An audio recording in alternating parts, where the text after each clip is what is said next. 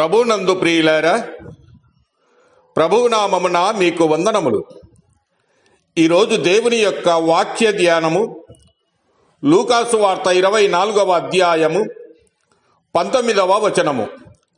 ఆయన అవి ఎవని వారివని అడిగినప్పుడు వారు నజరేయుడైన యేసును గూర్చిన సంగతులే.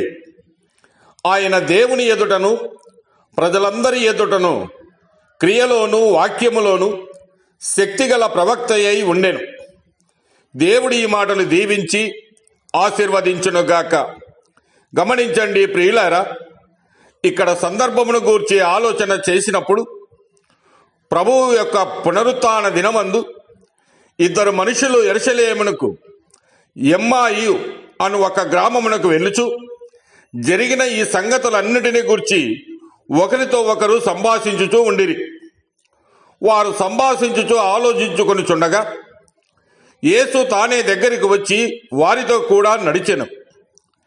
అయితే వారు ఆయనను గుర్తుపట్టలేకుండా వారి కన్నులు మూయబడెను.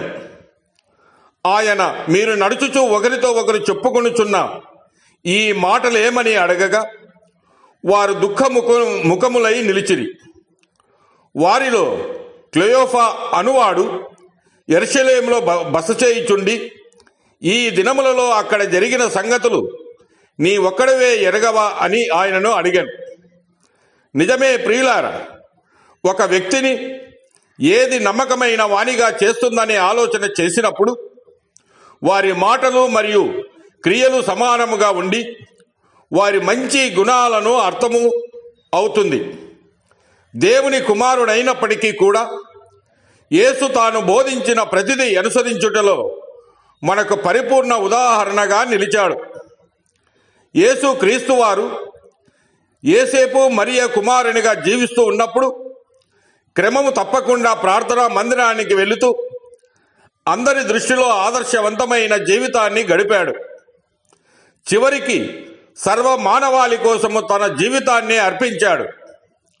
అంతేకాదు, సిలువ వేయబడిన సమయంలో కూడా సత్యానికి కట్టుబడి ఉండడము ఎంతో మహిమాన్వితమైనది.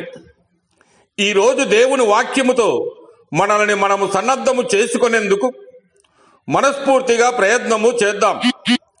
ఇది దేవునికి ఇష్టమైన జీవితాన్ని గడపడానికి సహాయపడడమే కాకుండా మన జీవితాలే క్రీస్తును ప్రకటించేలా చేస్తాయి. పరిశుద్ధ గ్రంథములో 4 సువార్తలు క్రీస్తుని గూర్చి ప్రకటిస్తూ ఉంటే దైవ చిత్తానుసారమైన జీవితము జీవించే వ్యక్తి జీవితము 5వ సువార్తగా అనేకులకు సాక్షిగా నిలిచిపోతుంది. ప్రియమైన సహోదర సహోదరి, మన మాటలు క్రియలు నడతలు క్రీస్తు స్వభావాన్ని ప్రతిబింబించేటట్టే మన జీవితము మన మాటల కంటే గొప్పగా యేసును గూర్చి ప్రకటిస్తుంది.